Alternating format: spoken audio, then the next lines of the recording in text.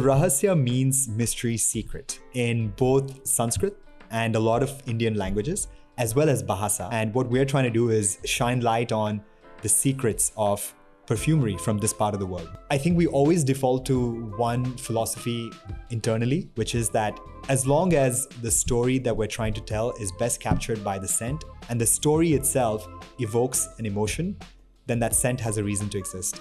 One day we all asked the same question, which is we were like, hey, why is there no Indian representation in the world of perfumery, especially in a way that's not stereotypical?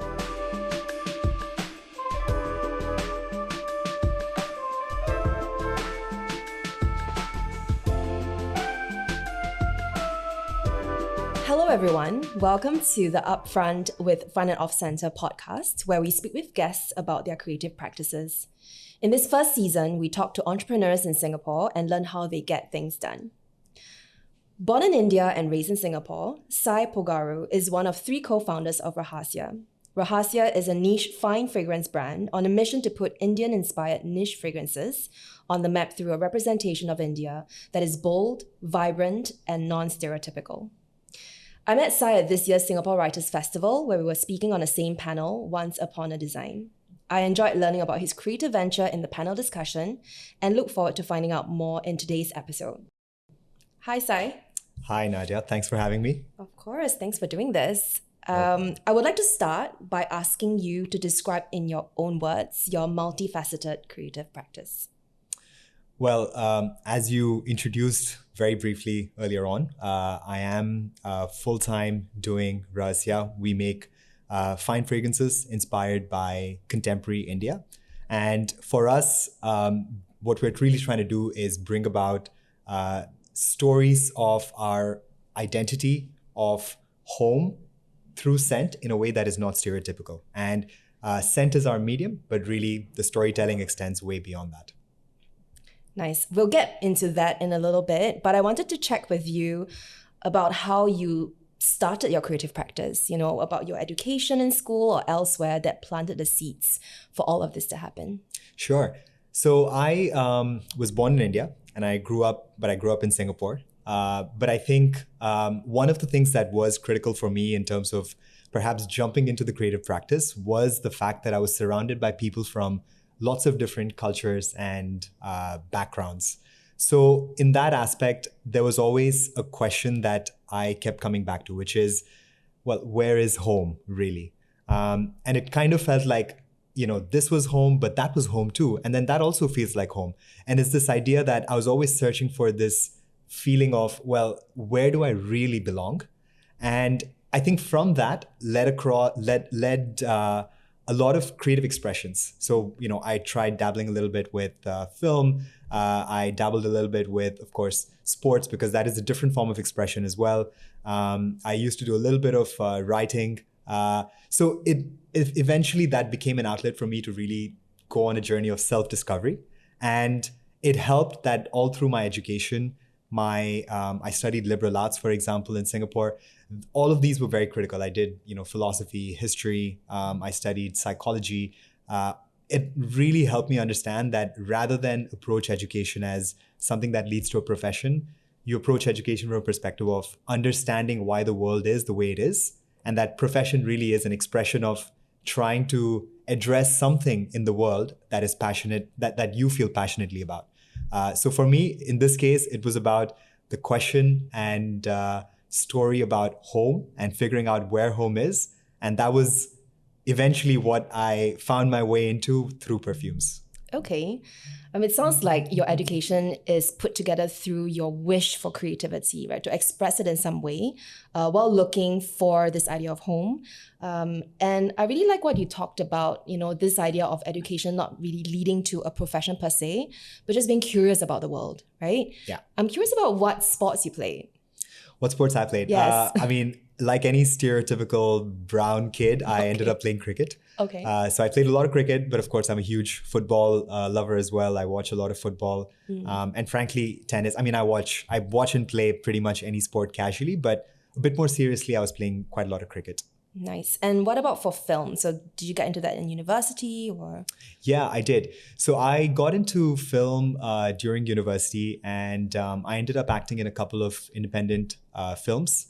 And again, it was something that I approached with a mindset of, well, why not? There is such incredible storytelling that is done through film and through acting, but also there's a process of self-discovery and self-learning that you go through when you're, filling in the shoes of a character, of a role. So I did get into that in university, acted a little bit subsequently as well when I was working in my full-time job. So after work, in evenings and sometimes on weekends, I would basically do some part-time projects. And that was really rewarding creatively as well. Obviously, I don't do much of that now because there just isn't enough time, but hopefully one day I'll get back into that. Okay. I want to find out about how you went into, your work experiences after graduations at Meta, TikTok, and with the Boston Consulting Group. When you had all of these interests, right, all of these curiosities that you pursued, could you tell us about those work experiences and what then gave you the impetus to become a full-fledged creative practitioner? Sure.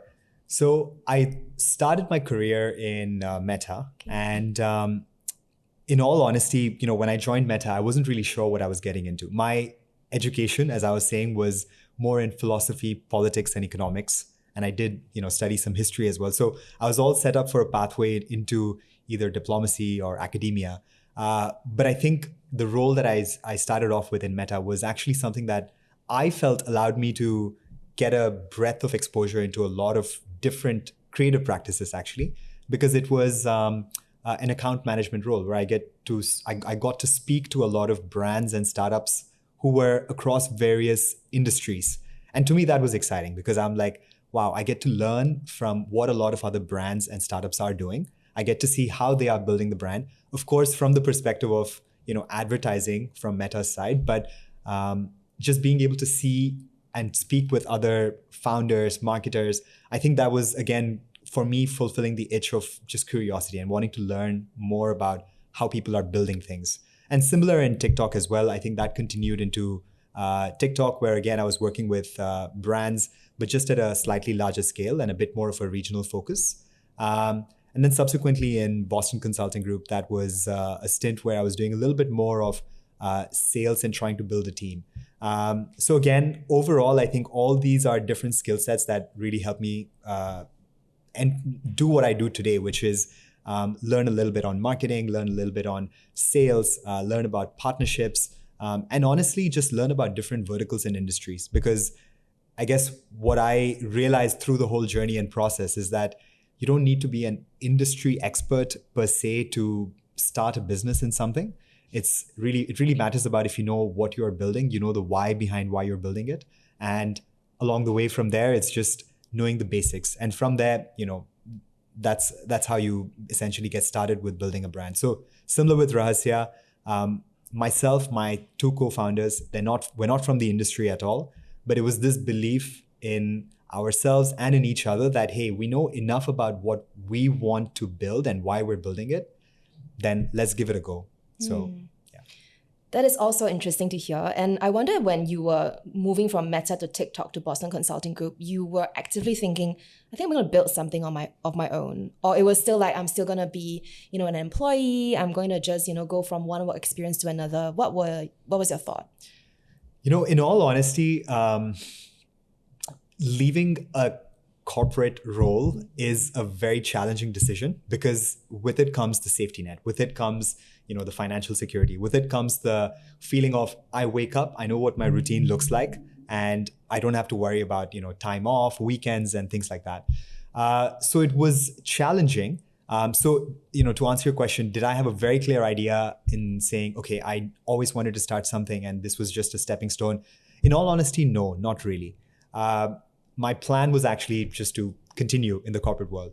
But I think somewhere deep down, there was this desire, and I think a lot of people would feel this deep down, that maybe there is more that they want to do and achieve in whatever achievement looks like to them. So for me, it was this creative exploration and creative expression. And I was always wanting to build something creatively, whether that ended up becoming a full-time job or just a side project. But the creative expression was something that I really felt a lack of in my life. And, fragrances as well, when we started working with fragrances, to be really honest, the initial thought behind it was just to create something. It wasn't about, I'm now leaving a job to now start a new thing. And it was really about, let's create something, let's create the best thing possible. And then over time, it ends up becoming, your full-time job as well. But the initial approach was definitely about creativity. Okay. And you co-founded Rahasya Fragrances in 2024. So... Yes, that's right. And who are your two co-founders? My two co-founders. So one of them is Sachit Sood, who's based in Singapore. Another one is Utkarsh Vijayvargiya, who's based in India. All three of us were friends for the longest time. Sachit, I know since I was 12 years old, and Utkarsh as well. Utkarsh and Sachit are friends since they were kids. And then myself, Utkarsh, we're friends separately. So in all honesty, it was also an alignment of stars. All three of us were friends, all three of us perfume lovers, and all three of us wanting to do something a little bit more beyond just our jobs. So that's how the alignment happened, and all of us came together at the same time. And yeah. It makes me imagine that you guys just got together one day and was like, hey, we should do this and have a conversation. So how did it actually, happen? Start? Yeah. It's a great question. Actually, in all honesty, it started literally with a question, which is, we're big perfume lovers, all three of us. So outside of work, we would spend weekends together, we'd hang out. And we'd always ask each other, what perfumes do you have in your closet? What's the new perfume? Have you gone and checked out the store over there? But one day we all asked the same question, which is, we were like, hey, why is there no Indian representation in the world of perfumery, especially in a way that's not stereotypical? I mean, it's always done through the lens of yoga, Ayurveda, heritage, and those stories have their place. But what about something that's a bit more young, fresh, vibrant, something that we can relate to in a way that didn't feel like our story was being caricaturized or stereotyped? So from that question came the following question of, well, if no one's building the brand that we as consumers are looking for, we as perfume lovers are looking for, why don't we just do it ourselves? We're not from the industry. We don't know, anything about building a fragrance brand from scratch, but surely we have complementary skill sets, and we trust each other enough. We're crazy enough. Let's just do this. That was how it literally started. It started with a conversation one night, and then a few weeks later, all three of us were committed on this ship. Okay. And what came first? Like the name of the brand, the name of the first perfume? What was the first step that you guys took? Honestly, the first step was, frankly, Googling how do we build a perfume brand.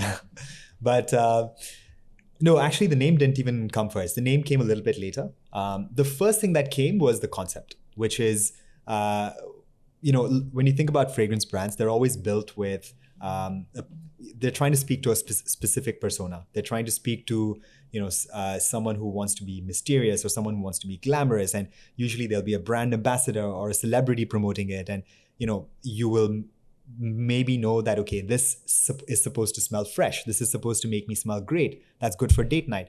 But for us, we said, well, let's figure out what the story we're trying to tell is. And the story is really about the story of connection to home and identity. So that is where we started. We didn't have a name. We didn't have any fragrance concepts in mind. We just said, what is the story we're trying to tell here? And from there was born all the other things, which is the fragrance concepts. And then actually name came third over a few drinks, actually, because we were completely lost about what do we call this? And then a few drinks helped, and the name came third. Okay. It sounds like, it's coming full circle, right? I mean, you have been looking for that sense of home, identity, self-exploration, and then all of the work experiences you talked about earlier was also about telling that brand story, but on behalf of other brands in your other work experiences. So I'm curious about how you all came together to think, okay, I'm good at this, you're good at that, and then you're good at this something else. How did that come to be? How did you talk about the complementary skill sets?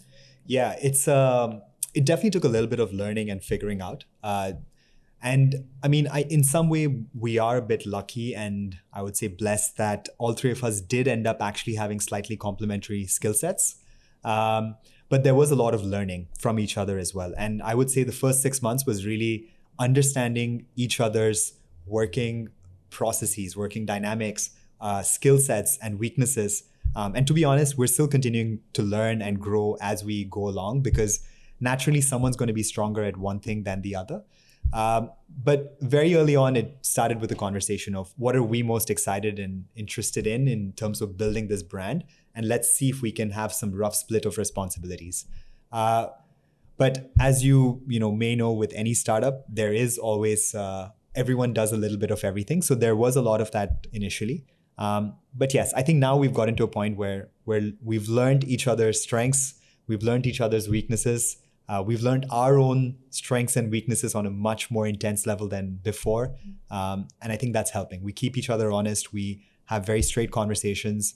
And I think, we collectively ensure that we are growing ourselves in the better interest of the business. Okay. Could you talk about what you each do briefly? Sure.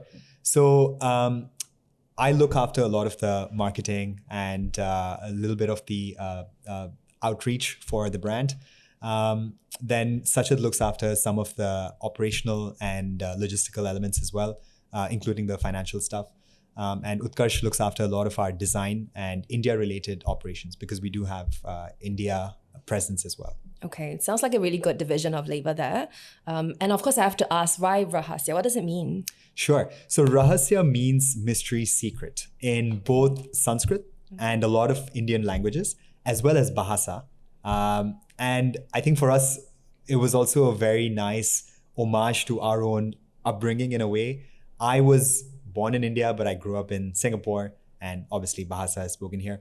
But Sachit and Utkarsh, Singapore is a part of their upbringing, but Indonesia and Jakarta was also a big part of their upbringing. They were born in India, but they spent a lot of time in Jakarta, both of them. So it just felt like the right way for us to honor both, India and South Asia, as well as Southeast Asia to start with. But then the deeper reason behind why it's called Rahasya is because Rahasya means mystery, secret. And what we're trying to do is shine light on the secrets of perfumery from this part of the world. Because in all honesty, in the world of perfumery, majority of the ingredients that even your European brands or Middle Eastern brands source, it's all sourced from this part of the world, sourced from South Asia, India, Pakistan, from even Southeast Asia, Cambodia, Laos. So we said there's so much of this that is just a mystery to the rest of the world. Everyone thinks French, everyone thinks Middle East when they think about perfumery. There's so much of perfumery tradition, history, and raw materials that's found over here. Let's see if we can shine light on this Rahasya through our practice. Nice. And I think this has come up a couple of times now in the conversation. You mentioned that it is non-stereotypical, right? Yes. So how do you see Rahasya being different, or how do you see building Rahasya being different from how others have done it? The first thing when we started thinking about how we build the fragrances and how we even build the brand, we said it has to be emotional. It's about emotional connection. And the emotional connection comes through the story you're trying to tell. For us, the medium of that story is the scent. But in all reality, the story that we're trying to tell is we aim for people to connect with it on a multi-sensory level. So what makes us different, in my opinion, is that the story is the core of everything we do. Even when we think about the scent we want to create, we always start with what is the story and why does the story matter? And then afterwards comes what is the emotion that it will evoke, who will it connect with, and what is it that they will feel when they A, experience the story without the scent, and B, experience the story with the scent. Mm-hmm. And so for us, I think that story is key, from the scent to the visuals to the storytelling and even how we talk about each scent. Even the way we construct the fragrances, the notes we use, the ingredients, every note has a reason for why it's in the fragrance, because it's supposed to tell a part of a story of the whole scent itself. So I think that for us is the first differentiator. And then the second one, of course, is we're really about representing India and the Indian identity in a very fresh, young, modern, bold way, in a way that's not stereotypical. It's not the palaces, not the heritage. It's really, we have a design philosophy. We call it simple maximalism, where it's about the simplicity of luxury that a lot of people would associate with luxury, but India is maximalist, and we want to bring that balance with luxury and simplicity with that maximalism that India is known for, the chaos, the vibrancy. So for us, our bottles, our labels, they're all black because that's the simple part of it, and that's the mystery, the rahasya, whereas the actual maximalism is what's inside the bottle. It's the explosion of color that should be coming through scent. Okay. Really love that explanation. I like that term, simple maximalism, right? That's right, yeah. Because it sounds like they are opposite of each other, but then they complement each other. Exactly. Isn't it? Exactly. And it almost sounds also like you're at the juxtaposition or the crux of the two, between your upbringing in Singapore or living in the now, while putting the traditions of India forward. Really like that. I remember during the Singapore Writers Festival panel discussion, you were telling the audience about the fragrance, right, that evokes the bookstore. Yeah. I wonder if you could share that story here. Sure, yes. So one of our fragrances is, we have 7, and one of them is called Chapter 1. And it's inspired by old independent Indian bookstores. And one of my co-founders, Sachit, actually, he's an avid, we all love books, but him especially more than the other two. And he's got fond memories whenever he goes to visit India, in Delhi. He would visit these old independent bookstores, which is these really small family-run establishments. They've got books from hundreds of years ago and all different vernacular languages. And you can tell that there's 2 types of stories being told. One is, of course, the stories in the books that's being stocked over there. But then the other is the story of the bookstore itself. Like, it's got tradition, it's got history, it's been passed down over generations. And you can tell that these shopkeepers are passionate, not just about literature, but they're passionate about the fact that they're building something that is fading in today's world. And that was a memory that he really had. And we wanted to bring that into scent because everything is going digital, and that's amazing, but nothing beats the fantastic tactile feel of holding a book. So we said, how can we bring that feeling of, these old independent bookstores into scent? So Sachit and Utkarsh went to this one particular store in Delhi called Fakir Chand, and they did spend some time actually there, like a few hours, just observing and just processing, trying to figure out what are the smells they are actually getting. And yes, it was a lengthy process of about 6 months of crafting the scent. And what we really tried to capture with that is ink on paper, leather-bound books, dusty wooden bookshelves. And yes, most recently we held a pop-up in London, and someone wrote back afterwards to us saying, hey, this scent reminded me of my late grandfather, and I miss him so dearly, but thank you so much, because it's like, it literally took me back to a study. And I think that was a reminder to us that scent is so powerful. It's memory, it's emotion, it's nostalgia, all in one. So yeah, it was definitely one of our most heartwarming moments, receiving that as a compliment and a memory. And it's something that we carry forward into all the fragrances that we try and build. That is so validating. Yeah. Absolutely. It just keeps you going and reminds you of why you're doing this, right? The why behind the brand. And yeah, I definitely have read that, scent is the most powerful trigger for memory. It's something that we carry within us, right? And it can evoke like an entire scene in your mind.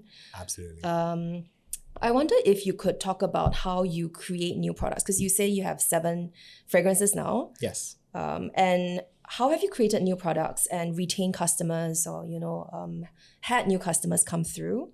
What is the winning formula to you?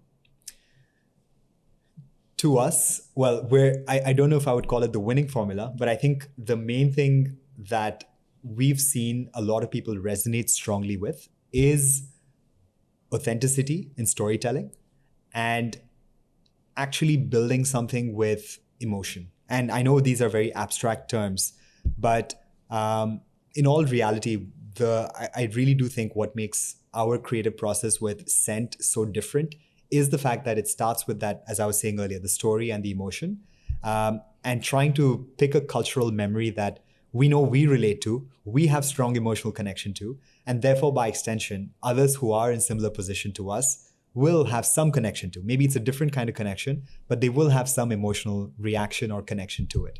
So I think that has been the core of philosophy that has been resonating, and it's how we approach every fragrance. So even with our upcoming fragrances, we're just in the process of ideating our new fragrances. We start with concept. We start with the story. We don't even know what the scent is going to smell like at this point. We start with what is an emotional story we want to tell?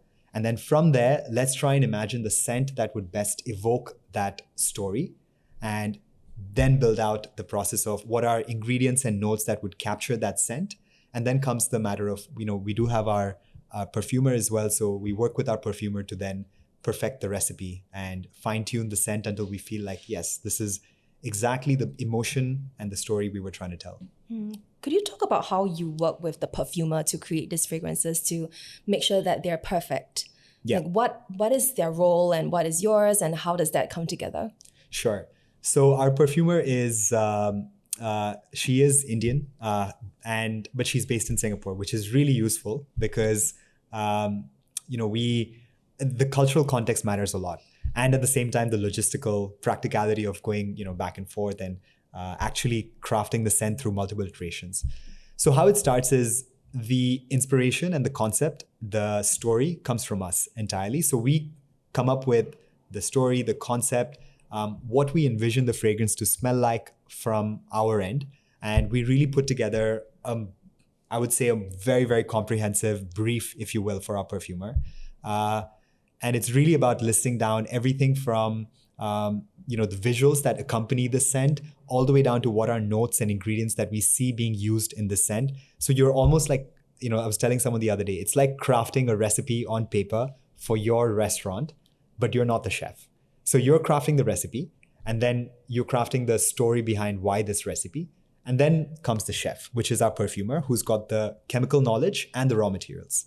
So then comes the process of a lot of back and forth, where the perfumer will then say, okay, I understand what it is that you're going for. I understand what it is that you want me to do. It's a bit abstract, so let me come up with maybe 4 or 5 variations, and then we'll see. Then, we smell the different variations and we say, no, you know what? Probably variation 2 is the closest to what we're thinking. Can we add a little bit more of this, take out a little bit of that? How can we, improve the freshness of this? It's a long iterative process, probably 4 or 5 rounds of back and forth. And then finally we get to the scent that we want. And the whole process can take anywhere from 3 to 6 months, maybe even 8 months. Okay. And then what's the rate of, pushing out these new perfumes? I know you're probably not going for speed, but I'm curious about, for example, you're thinking 2 to 3 fragrances each year, or at some point you're going to be like, okay, that's it. This is like our signature bunch of fragrances and we're going to take it slow. Yeah, we actually, you're right. It's definitely not speed. It's more about the reason for the fragrance to exist. And we currently approach it with a cadence of, roughly about 2 to 3 per year. Okay. We've got 7 so far. We definitely do want to get to a number that's closer to around 12, just because it's more representative of the different scents that we do want to capture that tells a holistic story of Rahasya and India.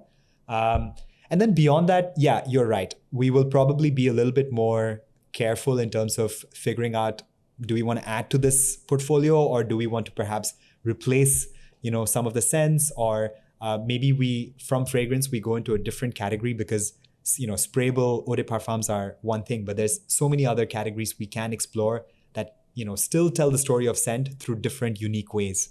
So, we'll see. But for now, of course, we do want to build up the scents collection a bit more. And how do you express creativity while remaining commercially viable? I guess that's the question all creative entrepreneurs ask, right? Yes. And it is something we do struggle with sometimes, to be honest, because there's some fragrances that are, in our opinion, when we go through the iterative process, we're like, wow, this is so incredibly creative and unique. But we also know that it may not be the most, commercially or most, I would say, crowd pleasing if in general. But I think we always default to one philosophy internally, which is that as long as the story that we're trying to tell is best captured by the scent and the story itself evokes an emotion, then that scent has a reason to exist. And it's not about the commercial mass appeal. It's more about the artistic element of the scent itself. So in all honesty, we don't even look at trends. We don't look at what is the most trending fragrance profile out there, what are ingredients that are trending. We don't look at that because we're not building for commercially successful fragrance, because that would just be like your designer perfumes. We're trying to tell story through the scent. And sometimes, just as with films, you have different genres. Perfume also has different genres. And sometimes you have to tell the story through different genres, through the comedy, through the horror, through the drama. So it's how we approach it. It's the story, and maybe that scent isn't the most commercially viable from an outside-in lens, but to us, it is the most authentic story and it deserves to be told, then so be it. Okay. I want to pick up on that word horror because as an entrepreneur, I'm sure you've had your fair share of challenges. Yeah. I wonder if you could share with us, any harrowing moments or kind of like, challenges that were really tough to overcome. In all honesty, as it's now been 2 years since we've been working on Rahasya, 1 year since we launched, I can probably count off every month of these 24 months, there was definitely some crisis or the other that we had to, react fast to as a team. Honestly, that's been the biggest learning as well, which is that with entrepreneurship, it's always going to be something or the other that is going to be a challenge, and we have to be reactive to. For example, we updated our packaging most recently, a few months ago actually. And initially, when we received the packaging, it was our first round of bottle packaging. Yeah, there were definitely some challenges that we faced with that packaging. So then comes the matter of figuring out, well, we just literally launched the brand and we already want to upgrade our packaging. How do we go about doing it? It's figuring out, okay, it's important, we need to do it. And then there's challenges with shipping sometimes. We have timelines that we're committed to launching a certain product in market at a certain time, but then all of a sudden you're hit with shipment delay because perhaps one of our vendors, his factory or their factory has had issues. And then we're like, okay, well, that was completely unexpected. That's happened to us before, where all of a sudden we're like, how do you control for this? Who could predict an event in a fire in a factory? No one can predict those kind of things.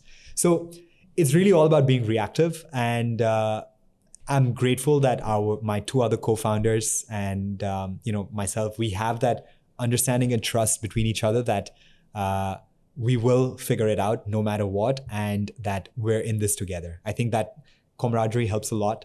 That belief and trust in each other helps a lot.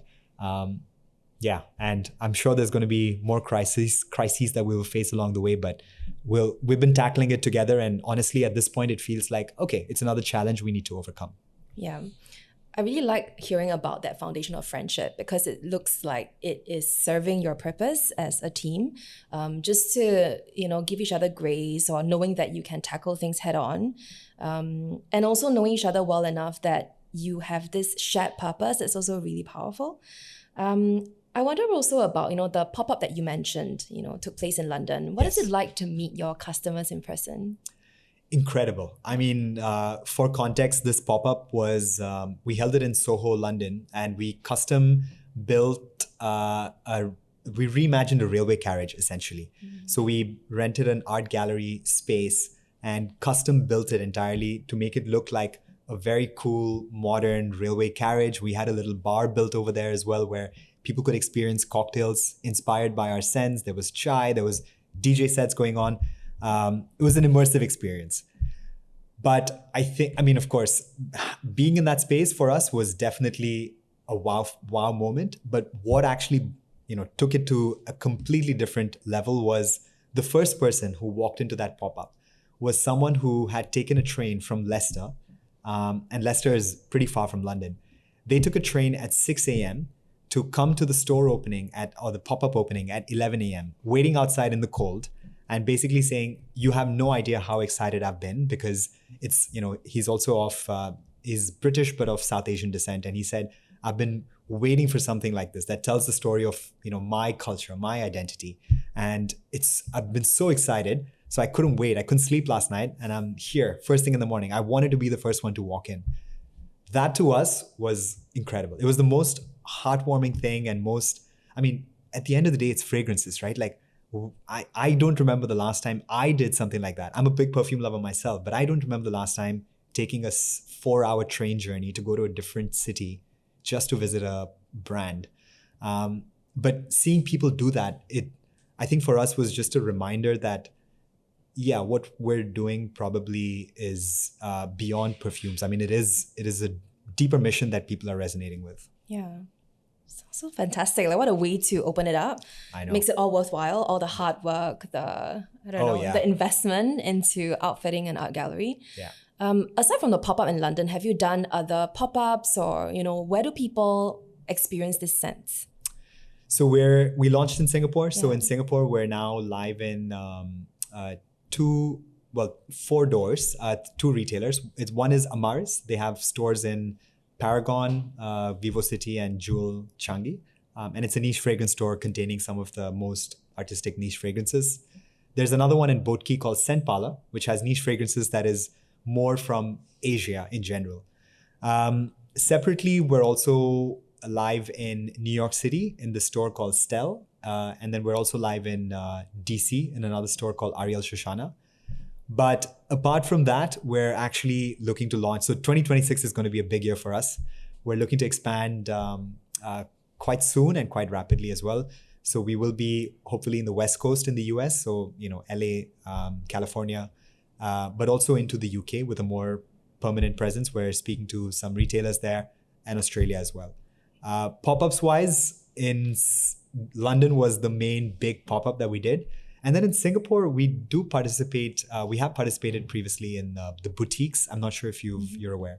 So the boutiques, that's a great place again, because it's a wonderful opportunity to just meet people and get them to just experience what we're building, talk to them, have a good conversation. So, yeah. And will you be stocked in India as well? Well, eventually, yes. Okay. The plan is to eventually be in India, hopefully in 2026. And we do want to do it in a smart way. We want to approach India carefully because it's such, firstly, a big and complex market, but also, how they say, your own are always the hardest to please. So we want to make sure we do it the right way and approach it with the care that it deserves. So yeah, maybe towards the end of 2026, we will be live in India as well.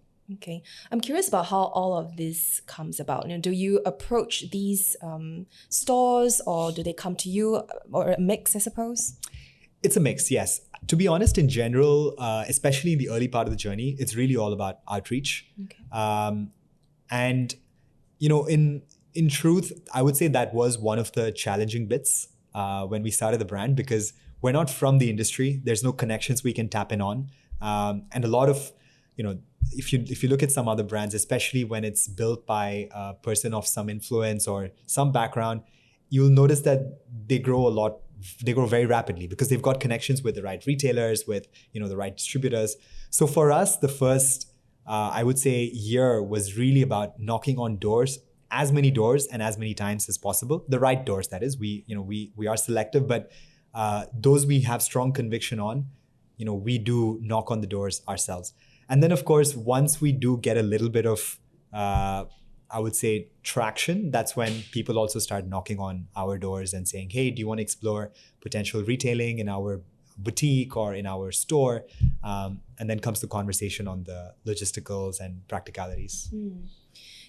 Before we had this conversation, you mentioned that you do this vlog, right? Yes. Each month to just bring people behind the scenes on the building of the brand. And I love how that is also in play. What made you decide to do that, to reach out to your customers? Yeah, we, when we were starting to build Rahasya, we actually went live on Instagram before we even had our fragrances locked down. So when we were thinking, well, at that point, all we had really was ourselves and how we are trying to build the brand. And we said, why don't we showcase that authentically to people? Because in all honesty, there's so much of this process that we were figuring out. And it was incredible. I mean, it's very interesting for people to see, but also we genuinely felt that we wanted to be open and honest about it and let people know how we are building the brand in full vision, in full transparency, and there's no, barriers. Of course, there is the brand perception that we do maintain, but there's also the authenticity that we want. We want people to build this with us. It's about building with the community. Mm-hmm. So it started with that thought. And then along the way, we also realized actually, this idea of building with the community is not something that's just lip service. A lot of brands perhaps may do this where they say, oh, community is important. But we started asking ourselves, what does that even mean to build with community? I mean, how do you do justice to that? So one of the principles within that is, let's be transparent. Let's genuinely get their inputs and let's actually build with them and showcase everything we're doing as well to them. So the vlogs came from that angle. Actually, we have a logo and mark, and we even got community members' inputs on voting which logo we should go for as our logo at the end of the day. And it's not because we can't make the decision ourselves, but it's more about, there is something very special about having the community build this authentically. And yes, so it all culminated in us releasing a fragrance that was actually inspired by a memory that one of our community members had. It's called Rickshaw Rhythms. It's one of our community members who wrote in saying, I've got this memory and it'll be amazing if you guys can bottle it. We said, that's awesome, let's do it. And yeah, we released that as well. Like a bespoke fragrance, that's amazing. Yeah, it's now it's one of our 7 in the lineup. And yeah, I mean, we still have that on our website where people still submit, their memories. And who knows, one day again, we might look to make a community-inspired fragrance and a new one. And why not? I mean, to crowdsource ideas and to have everyone feel like they're a part of the process. I think what strikes me about what you've just said is you're owning the fact that you are new to the industry, but that's okay, right? You're not keeping that a mystery or a mystery secret, as you will with Rahasya, the name, but just being authentic, as you're saying. So I think that is something your community probably appreciates very much, and that makes them loyal to the brand as well. I wonder if you could address an assumption or a stereotype, so to speak, about running Rahasya. An assumption or stereotype about running Rahasya. Yeah. I think, one thing that a lot of people assume actually is that we spend most of our time with perfumes. In reality, I would say the perfumes are the most fun part of the process, but they actually don't take up most of our time, because once you have the fragrance, of course there's the creative process, but once the fragrance creative process is done, it's everything else around it that becomes more, I would say equally, if not more important, which is how are you conveying the story as effectively as possible? How are you bringing the scent out to the public to get them to experience it? How are you, partnering with the right people to bring the story out and across? How are you ensuring that the whole process of experiencing the scent, the unboxing, and all of that is an incredible experience for people? So I think the thing that, perhaps a lot of people may have a misconception on is that actually when you're working in fragrances, your whole day is really smelling perfumes. But in all reality, it's everything apart from that. Okay. And, you talked about how 2026 is going to be a very exciting year. So what do you envision for Rahasya by the end of 2026? What do we have achieved? We have big goals. But, I think the first and foremost, goal and objective that we have for 2026 for us is all those retailers with whom we're having conversations, all those stores with whom we're having conversations, and all those geographies that we've identified as our target. We want to be live in them and we want to be doing well in them. We started off with Singapore, and Singapore, of course, is home market. So there was a lot of ease and familiarity and at least figuring out collaborations. This 2025 was more challenging because this was new territory. We're going into the UK, going into the US, East Coast, and there was a lot of learning. How do you build a brand that's not just in your home territory? How do you build it in a place where you don't really have the connections, the network, or even know how to get around from place to place? So that was a great learning for us. And I think we want to take those learnings into 2026 and expand that into the different, countries that I was mentioning earlier. That's the first one. But the second one, I think, is also that we're working on some really cool collaborations and perfumes. And we just want to make sure that we're putting out the best stories, the best visual media. We're also working on visual stories. And we want to put out the best scents as well. So those are the two big things. Okay. And with all that's happening, what does work-life balance look like for you? If you have it, I mean. The thing about being an entrepreneur, and I'm sure, you would have heard this and may know this yourself as well, is that sometimes it doesn't come with time-bound work hours of 9 to 6, and then, your weekends are off and things like that. So a lot of it does come from us having to set our own rules and signposts. And I will be honest, it hasn't always been easy, because in, work doesn't, especially in this, as a startup, like work doesn't stop over the weekends. So there is a lot of us having to set our own rules and, timelines and boundaries. And it helps that I've got 2 co-founders who are equally on the same boat, where we're all trying to figure this out ourselves. But to me, work-life balance really looks like being able to be present. So one thing that I've, committed to my family and to my partner, my friends, is that when I'm with you guys, when I'm spending time with you all, you have my full presence. And it's really about being present and in the moment, no matter what it is that you're doing. That to me is the most important non-negotiable. And then the balance element really comes from being able to set aside at least 2 hours every day just for myself and the people I care about. So, yeah. Okay. That's a good rule. I should learn that. Okay. What core values have kept you grounded in your creative practice? Definitely authenticity. One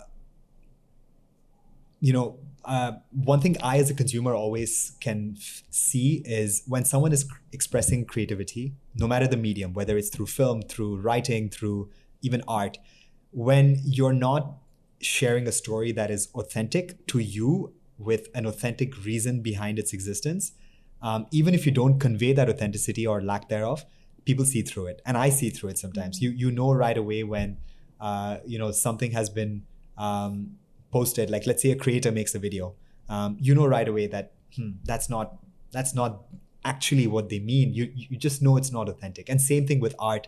Sometimes you know that something feels off about the story behind this and also the reason for its existence. It's not authentic. It's the same as food. You know how they say with food cooked with love is very different to food that's cooked when, it's just done haphazardly. So I believe in that so strongly, even though it's such an intangible emotion and expression. I do think authenticity really comes out. So yes, that's my core value. And that's even my co-founders, Sachit and Utkarsh. We always believe authenticity is the core of everything that we do. And could you tell us about something you have read, watched, listened to, or seen recently that has nourished you in your 2 hours a day? Something that I've read, watched, or seen. Just covering all the bases in case. Yeah. I'm trying to think, what did I watch recently?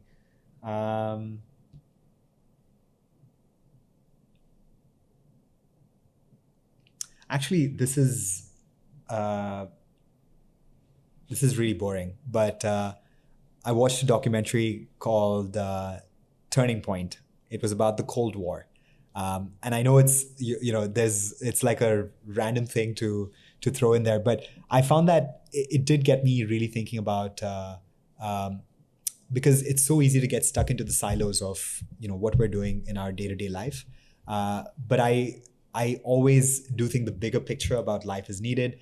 And sometimes when you kind of realize how humanity has progressed, it always leaves me with one question, which is, what is going to be my footprint at the end of the day in this time period that I have on Earth? So not to get too philosophical, but it does always come to the back of my mind, which is, even with the work that I'm doing now through Rahasya, what is the impact that I want to leave at, no matter how long this journey is going to be, and what do I want that impact to convey to the world beyond my existence? So yes, it's a bit philosophical, but I do contemplate on that, which is not just how can I build a brand and do storytelling through scent, but what is the deeper impact on that? And for us, the impact really comes around cultural representation. And so I think about this often, which is how can I best represent my identity and culture in ways that hopefully others can resonate with and go, hey, that's a part of my culture and identity as well. And I'm so glad at least someone's out there trying to represent and tell the story. So that was something that I thought about recently. Yeah, I mean, I love documentaries too. And I think these reflections come at the most unexpected moments. Yeah. And I guess your liberal arts education has really left an imprint on massive. you as well. I have to credit it. I think it left a huge imprint on me. Yeah. And I also think that for you, from our conversation, I think that for creativity is purposeful to you, right? You want to put out good and to have an impact on others as well, a positive impact. So that tracks. And I want to end with a question about creativity. In a word, what does creativity mean to you? Actually, it was exactly what you said earlier. I think creativity is self-expression. It is being yourself authentically, expressing yourself through whatever medium feels right. And yeah, it's an extension of your identity. Okay, nice. Thank you so much, Sai. This was a wonderful conversation. And I've learned so much from you about fragrances. And I wish you all the best with Rahasya. Thank you very much. Thanks, Thank Nadya. you.